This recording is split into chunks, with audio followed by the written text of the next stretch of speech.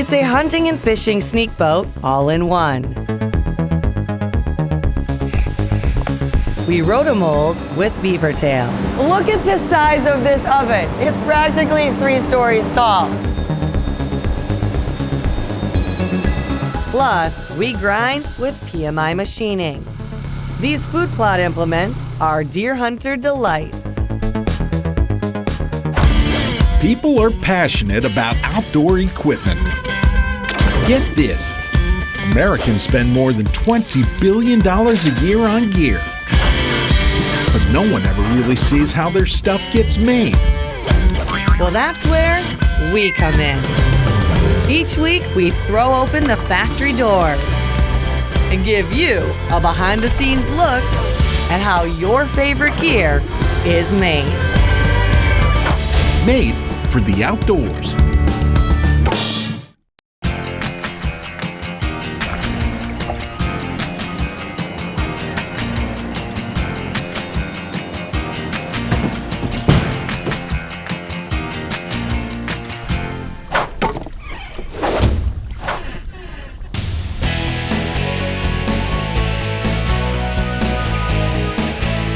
One nice thing about hunting and fishing is when one season closes, another season is right around the corner.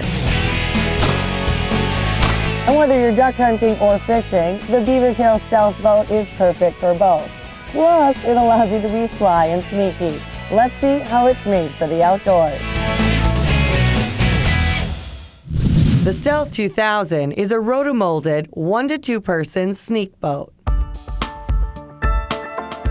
Our customers are selling these boats worldwide. Australia, Finland, New Zealand, Russia, Denmark, all throughout the United States, Canada, South America. The Stealth 2000 has been around, I think, 15, 17 years. Along with sneak boats, Beavertail makes a variety of other hunting and fishing products.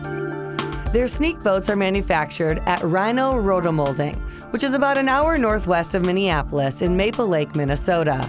We do have a lot of avid outdoorsmen. Love our boats, love our other products.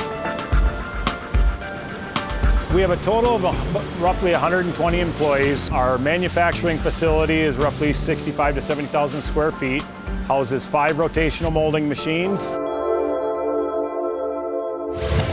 So this is the Stealth 2000, and the entire boat is made of polyethylene, otherwise known as plastic. We're now going to walk you through the process called rotomolding. Rotational molding allows you to put the plastic where it needs to be. When we want it to go in certain corners and certain ends, and we want areas thicker than others, we can do that with rotomolding without just adding more plastic to accomplish that. So the warehouse has just a little bit of plastic lying around in it. Each one of these Gaylords actually has 1,200 pounds of plastic. This part of the warehouse is sorted by color. We really want to blend in with the cattails, so we're going with marsh brown. Mike runs the forklift. They call him Powder Mike around here because his job is to keep the powder stocked up out on the rotomolding floor. It's off to rotomolding. That's where the process starts. All right, let's unveil our color. Here it is, the marsh brown. Time now to turn powder into product. Each part takes a certain amount of powder to make the plastic. So this one takes 88 pounds, so we're gonna put 44 pounds into 2 different bins. All right, so we gotta weigh it out. Put this on here. Jake's gonna zero it out. And now I start shoveling, right? Yep. Is it gonna be 44? Oh, I went over.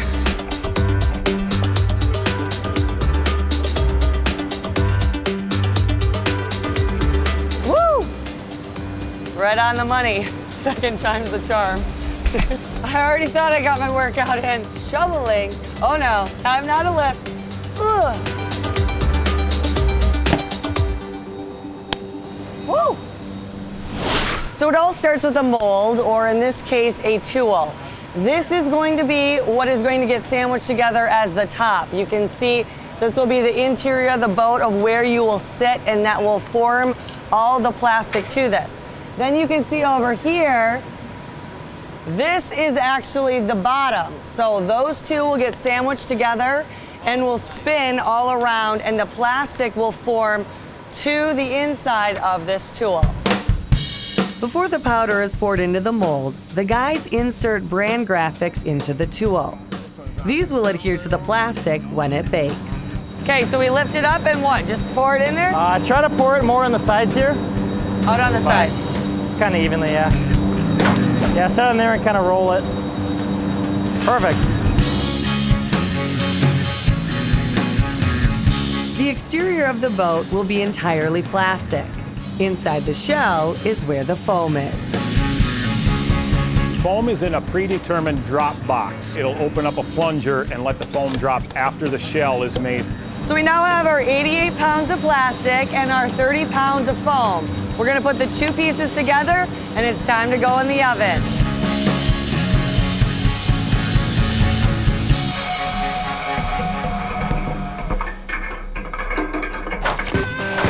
Up next, it's hot, then cold around here. We cook with one of the largest ovens in the country. Plus, we take this fishing boat out on the water. You're watching Made for the Outdoors.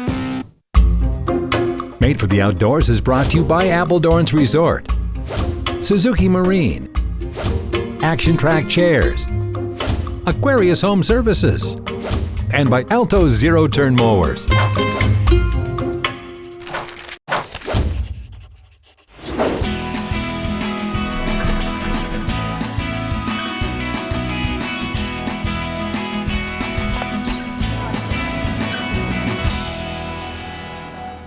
Welcome back to Beavertail's rotomolding facility in Maple Lake, Minnesota. We're about halfway through manufacturing our hunting and fishing sneak boat. Well, the process is rotational molding, and we use a virgin polyethylene plastic in powder form. And we rotate the boat in a tool over heat to mold it to our specific tool itself. After the tool is capped, it enters the oven. This is one of the largest ovens in the entire country. The machine you'll see today is a RS 5500, also known as a 550 ferry machine. 16-foot swing.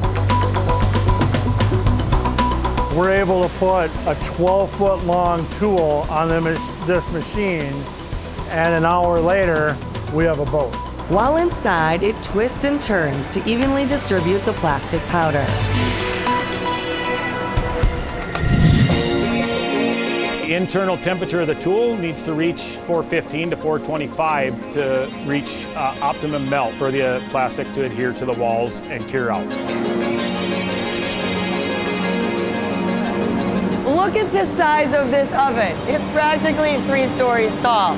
So the boat's in here cooking for about 20 minutes, and it's so hot in there, over 500 degrees.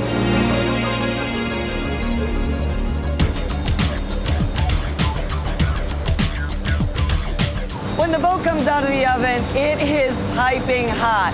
I can literally feel the heat from it right now. It almost feels like I'm in a sauna. It will continue to spin, and it's going to move its way around into this giant cooler. It takes just as much time to cool as it does cook. There are 6 giant industrial fans.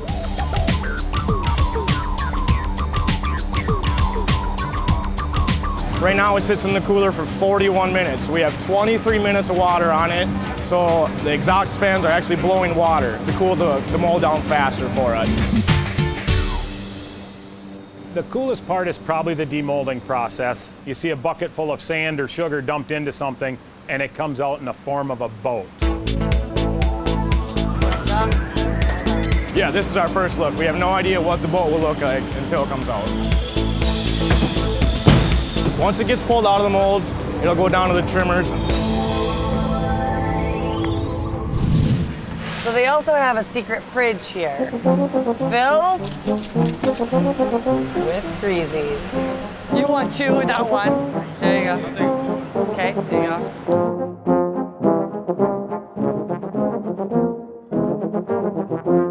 After our freezy break, it's on to trimming. Then trimmers will trim it up, make sure there's no defect, and then they'll assemble the boat.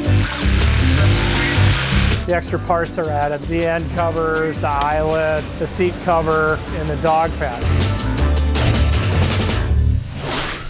The final step is to test and see if the boat floats and brings us any luck fishing.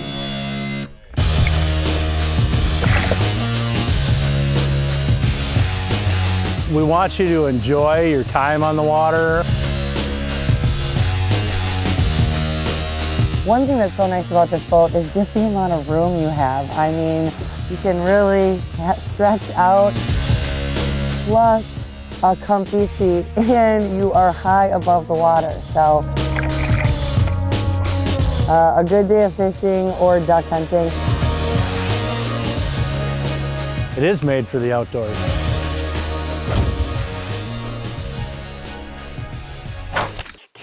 Up next, from the water to the woods, we plant food plots using PMI machining implements for your ATV. You're watching Made for the Outdoors. Made for the Outdoors is brought to you by Topper Easy Lift, Banks Outdoors, Mulching Mania, by the Yard Outdoor Furniture, and by Ice Castle Fish Houses.